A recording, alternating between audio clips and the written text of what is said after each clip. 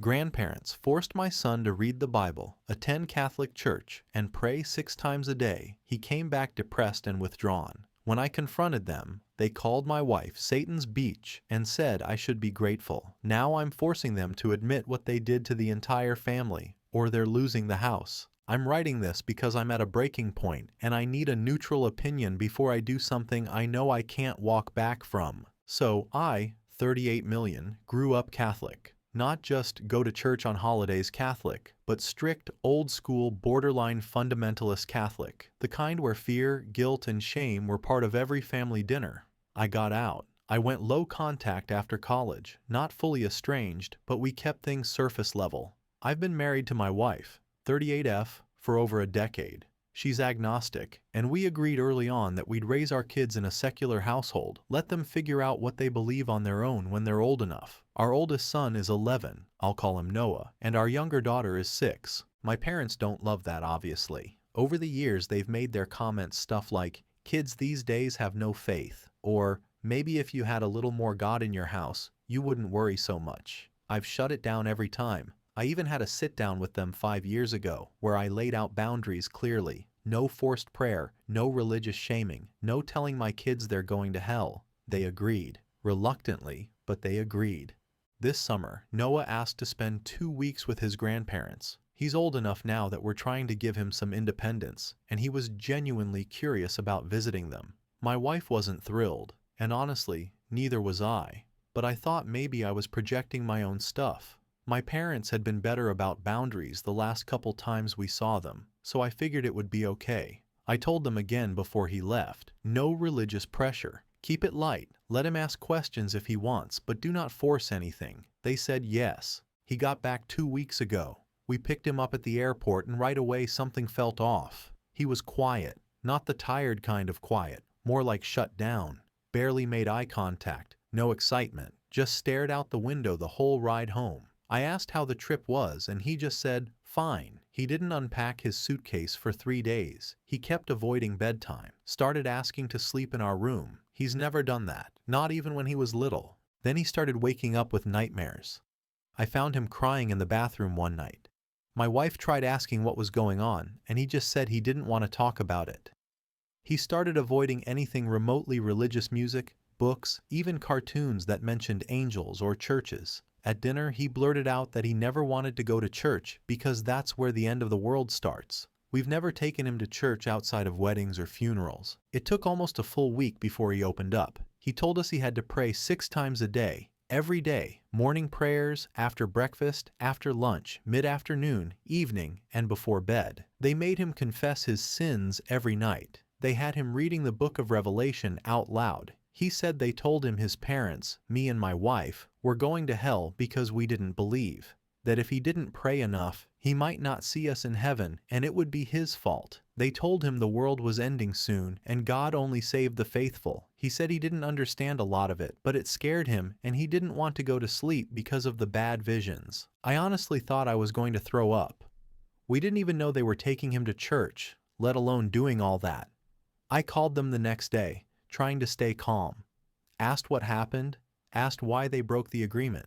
My mom said they didn't do anything wrong, that they were just trying to wake his soul up before it was too late. I told her that Noah came back clearly traumatized, that he was scared, anxious, having nightmares, and didn't want to sleep alone. She said that was just the Holy Spirit working on him. Then she went off on a rant about how we're raising him in a godless home, how my wife is Satan's bitch, her exact words, and how I should be thanking them for giving him a chance at salvation. I lost it. I didn't yell, but I told them this wasn't up for debate. I told them they crossed a line that can't be uncrossed, that they violated not just our trust, but our son's sense of safety. I reminded them they agreed multiple times not to do this, and they didn't even try to deny it. They doubled down. My dad said he was proud of what they did, that it was their duty as grandparents to save him. Here's where things get complicated. My parents live in a house that I own. I bought it for them about 7 years ago when I got a big promotion. It was close to where I grew up, and they were struggling with retirement stuff. It felt like the right thing to do at the time. They've been living there rent-free ever since, just covering utilities. There's no lease. It's fully in my name. I've never once used that against them and never planned to. But now I'm seriously considering it. I told them they have two options. They can apologize to Noah, to my wife, and send a message to the family, my siblings, cousins, etc., owning up to what they did, not sugarcoating it, not spinning it as we tried to help. Just tell the truth that they forced their beliefs on a child, scared him, broke our boundaries, and crossed a line. If they refuse, I'm giving them 90 days to vacate. I'll sell the house, donate it, rent it, whatever, but they're not living in a home funded by the same people they call godless and evil while traumatizing our kid behind our backs. I don't want to ruin their lives. I'm not trying to burn everything down, but they wrecked my son's mental health in 2 weeks and don't even feel bad about it. They think they're heroes. They think they did God's work, and they think they're untouchable because they're family. So yeah, that's where I'm at. Wibta, if I followed through? I already know what the right answer is, but I guess part of me still wants to be told I'm not crazy for drawing the line here.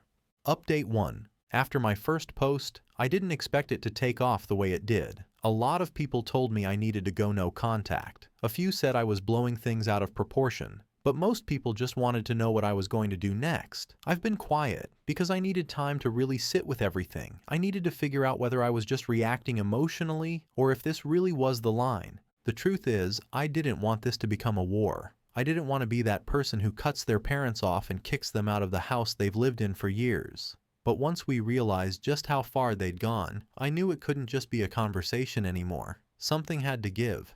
First, some context.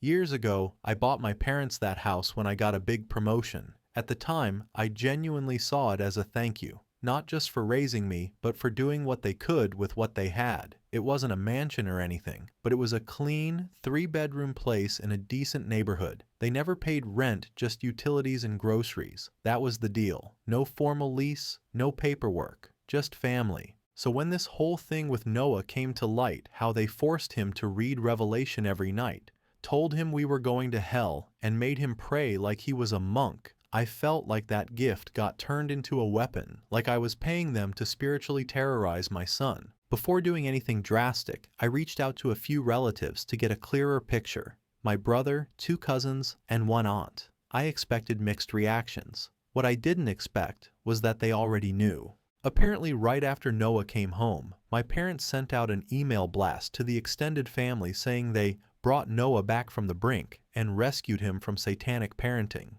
Their exact words. One of my cousins said, "Honestly, I was wondering when they'd go too far. You're not the first they've done this to." That hit me like a brick. Turns out, 2 years ago, my niece was sent home early from a visit because she didn't want to kneel for a full rosary every morning. My parents told my cousin that she was ungrateful and possibly possessed. I guess my cousin didn't want to stir up drama, so she just cut the visit short and stayed low contact. They'd kept that from me. Everyone just assumed I knew what my parents were like, or maybe they thought I didn't want to deal with it. Either way, it added a new layer to the situation. This wasn't an isolated incident, it was a pattern. With all that in mind, I decided to give them one last shot to make it right. Not for me, but for Noah. And my wife, who has been holding herself together better than I have, honestly. She's been angry, but quiet. It's like she's afraid that if she starts saying how she really feels, she won't be able to stop. So I sat down and laid it out in an email. Nothing hostile, just clear. I said 1. They had hurt Noah deeply. 2. They needed to apologize to him in person. 3. They needed to apologize to my wife for the Satan's bitch comment. 4. And they needed to send a message to the family clarifying that what they did was wrong and won't happen again. That was it. I didn't ask them to stop being religious. I didn't insult them. I didn't even bring up the house. They responded 3 days later. The email was from my dad, 5 paragraphs long, not one apology in the entire thing. He accused me of being castrated by a liberal wife, said I had turned my back on God, and told me that his only regret was not doing more to counteract the poison being fed to Noah. He ended it by saying, "God's judgment will be harsher than anything you could ever do to us, so do what you need to do. We're at peace." I wish I could say I was shocked, but I wasn't. After that, Noah's school counselor pulled us aside and gently suggested therapy. She said he'd shown signs of religious trauma guilt, obsessive thoughts, anxiety when separated from us, fear of damnation. He'd been drawing pictures in class of fire and people falling. I didn't know that. Neither did my wife. We got him into therapy the next week. The therapist confirmed what we feared. Noah had internalized a lot of what he was told.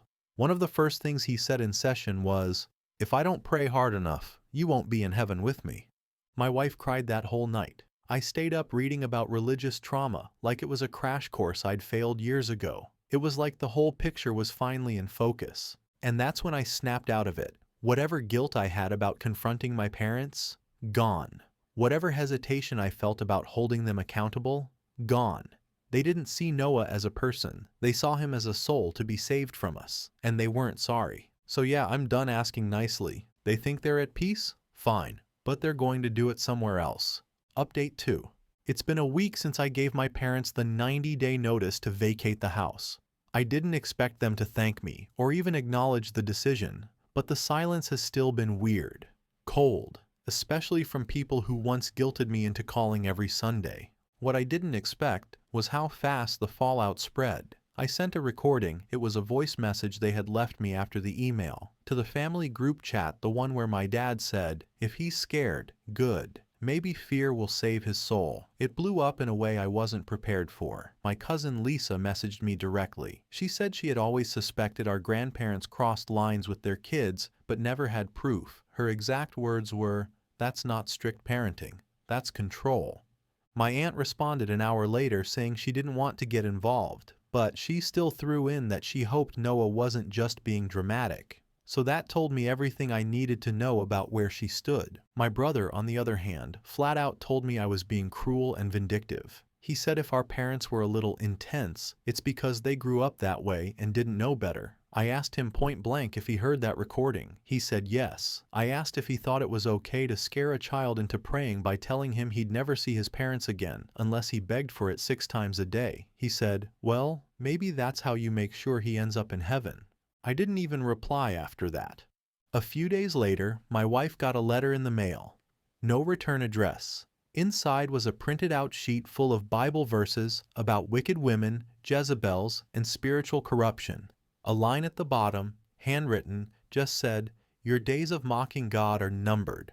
We're not stupid. I know my mom's handwriting. She used to write us cards every year for our birthdays, same cursive slant, same way she loops her Y's. I didn't say anything to Noah about it. He was already skittish enough, but I scanned the letter into a folder where I've been collecting documentation just in case this escalates further. I've also started a paper trail with my lawyer. He confirmed that since my parents were living in the house under an informal verbal agreement and not paying rent, the eviction is legally sound. 90 days is generous. It could have been 30. I didn't do this in anger. I did it because the longer they stay in that house, the more power they think they have. And I've realized now that they were never going to stop unless I set an immovable boundary. Noah's been seeing his therapist twice a week. He's still having trouble sleeping without a light on. One night, my wife went in to check on him and found him clutching a rosary that wasn't even his. He must have brought it back from my parents' house. When we asked about it, he said, "I don't know if I'm allowed to stop." I had to sit down with him and say,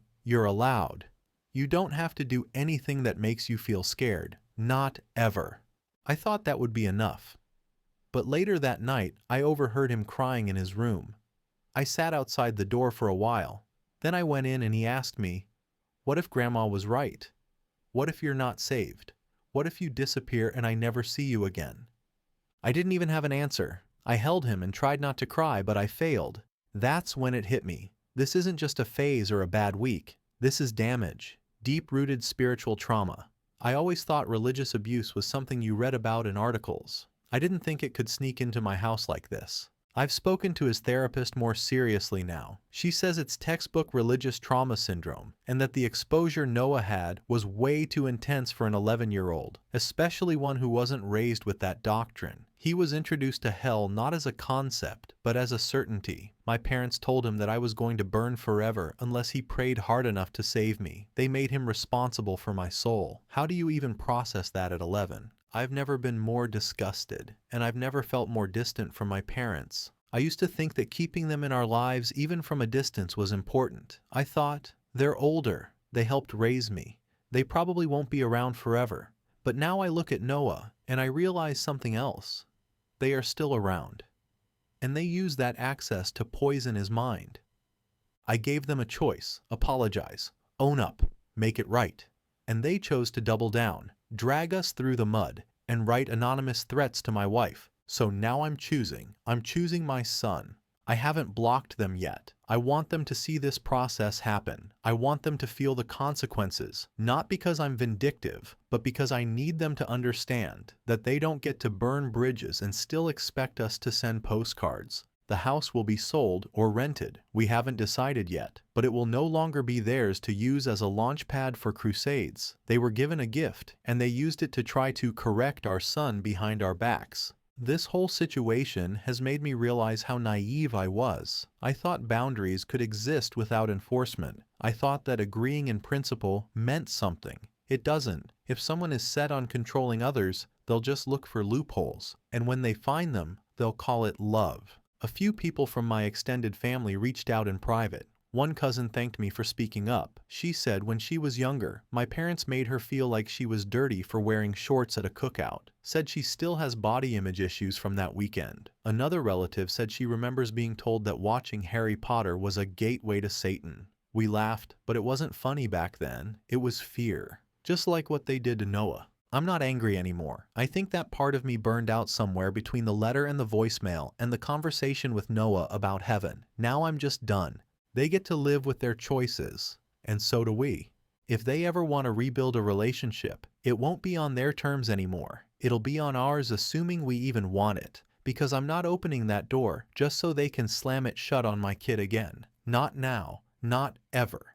Update 3. It's been about a month since I sent the recording to the family group chat. I thought maybe, just maybe, it would get them to stop and think, maybe even apologize, even if it was half-baked or forced. Instead, they doubled down. My parents haven't reached out. Not a text, not an email, nothing. I thought it would bother me more, but mostly it just confirms what I already knew deep down. They care more about being right than being parents. I didn't want to believe that, but here we are. They're staying with my brother now. I haven't spoken to him either. His wife messaged mine saying she understands our concern, but also that we didn't need to blow everything up. According to her, the situation is being blown out of proportion, and that we're trauma mining by putting Noah in therapy. That one made me stop in my tracks. Trauma mining, like we're faking his reactions, like we wanted this drama. I didn't even reply. There's no point. We found out my mom tried to take my niece, my brother's daughter, to confession without telling her parents. My SIL had to shut that down hard. Apparently, my mom also made a comment about how the little girl shouldn't be wearing shorts that tight because it's tempting for boys. She's 8. So now I'm hearing from other parts of the family that things are starting to come undone around them. One cousin told me his mom, my aunt, is starting to reconsider letting them around her grandkids. I didn't ask for that, and I'm not happy anyone's dealing with this, but it's validating to know I'm not losing my mind. I'm not overreacting. Noah's doing better in some ways, worse in others. He doesn't cry as much at night anymore, which is a win, but he's still hyper alert, still gets tense anytime religion comes up, even if it's just in a movie or background noise. There was this ad on YouTube for some Christian streaming service, and halfway through he asked me to turn it off. Said the voice reminded him of the scary videos Grandma made me watch. We asked him more about that. Turns out they'd put him in front of this old TV and play these doomsday-style Catholic programs. One was about the rapture, another about visions of hell, fire, screaming, demons, the whole thing. He said they made him take notes. I can't make sense of it. Who does that to a kid? We got the official diagnosis this week: religious trauma syndrome. The therapist explained it pretty clearly. RTS isn't just feeling weird about religion, it's fear-based conditioning, guilt, anxiety about the afterlife, compulsions around prayer and confession, shame about basic things like thoughts, questions, emotions. In Noah's case, it's compounded by the fact that his own grandparents, the people who were supposed to make him feel safe, were the ones doing it. I didn't cry in the office. I waited until we got home. I felt a lot of things since this started. Anger mostly. Guilt for letting him go there. Frustration at my parents. But that moment, sitting on the edge of the bed while he quietly built a Lego set like nothing happened, and hearing that he has religious trauma that broke something in me. This wasn't just a disagreement over values. It wasn't a misunderstanding. It wasn't a bit of old-fashioned parenting. This was abuse, emotional and spiritual abuse, dressed up as righteousness. I can't believe I ever second-guessed myself. When I was a kid, my parents used to make me go to confession every week. My mom would say, "Don't make up sins just to fill the time, but make sure you say something real." I remember once saying I didn't do my homework. She said that wasn't a sin, it was laziness. I needed to dig deeper. I told the priest I lied about eating candy. He told me to say 15 Hail Marys and mean it this time. I thought I was past all that. I thought I'd left it behind, but now it's back. Not because I brought it into my house, but because I trusted the wrong people to watch my kid. I wish I could say Noah is asking big questions now, looking for different ideas, curious about the world. But honestly, he's just tired, worn out. He says things like, "I don't want to learn about God anymore," and "I just want to be normal again." He's 11. That shouldn't be the way he talks. We've started giving him more time outdoors, more fun things, just letting him be a kid. It's helping a little. He went to a friend's birthday last weekend and actually smiled the whole time. That felt like something. I've also started therapy again, not for Noah, for me. I thought I was fine, but I'm realizing how much I buried growing up, how much I minimized. I think part of me thought, they did their best, they just wanted to raise us right. But now I see how that best broke something in me, and how I almost let it break my son too.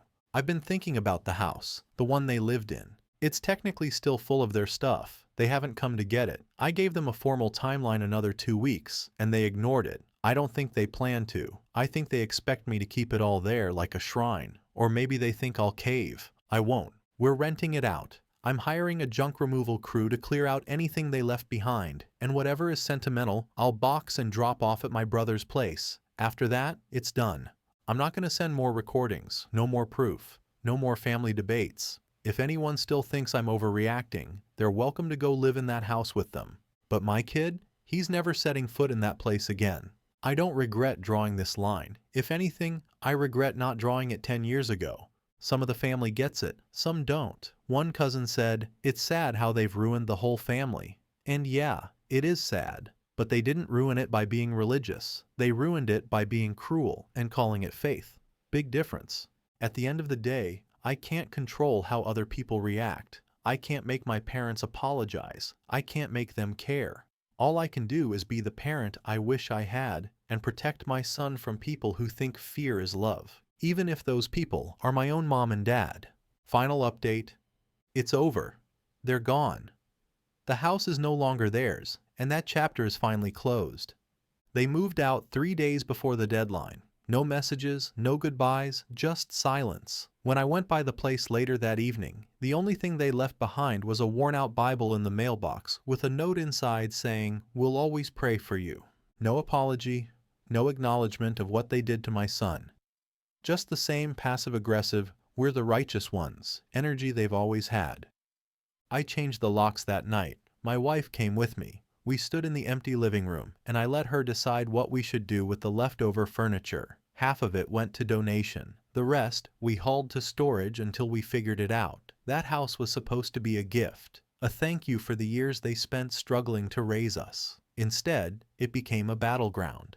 Noah's been better, not 100%, but better. He doesn't sleep with the lights on anymore. He still asks a lot of questions, but they're less frantic now, more curious. His therapist said the worst of the fear responses are fading, though there's still work to be done. He told me last week, out of the blue, "I don't want to hate Grandma and Grandpa. I just don't want to see them again." And I told him that was okay. We've started having small talks about spirituality, not religion, not doctrine, just the idea of how people see the world and how beliefs can help or harm. My wife brought in a book on world religions for kids, and we let him pick out what he wants to read. He liked the part about how some cultures believe in ancestor spirits watching over you. He said that sounded nicer than hell. He's also been painting again. At first it was dark stuff, storms, fire, people with sad eyes, but now it's dragons and rockets and planets. Stuff a kid should be drawing. Stuff that doesn't carry guilt behind it. I won't lie and say this hasn't changed me. It has. There's a part of me that's just done. Not out of spite, but out of necessity. I spent years trying to keep some peace with my parents. I let little comments slide. I ignored digs at my wife. I hoped that by staying calm and distant, things would stay manageable.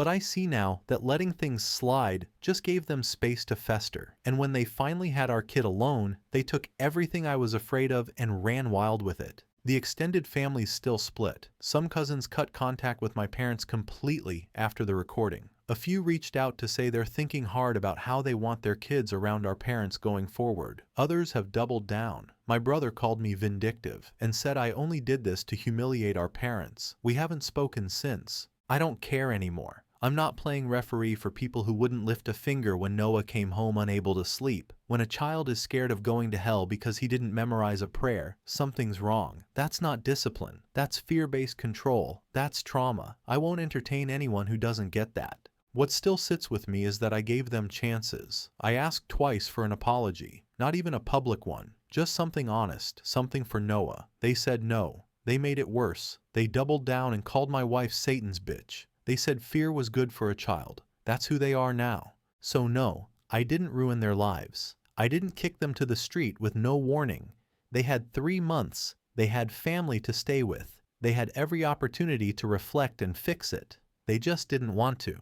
The thing is, I don't feel victorious. I don't feel like I won anything. I feel relieved, but I also feel sad. I think some part of me was still waiting for a moment where they'd pull me aside and say, "We went too far. We're sorry. It never came. Maybe it never will, but I'm done trying to make them into people they aren't." I used to think setting boundaries meant closing doors. Now I know it means keeping the door open only for the people who deserve to come through. We're renting out the house now. Good tenants, family of 4, polite, respectful, the kind of people who knock before entering.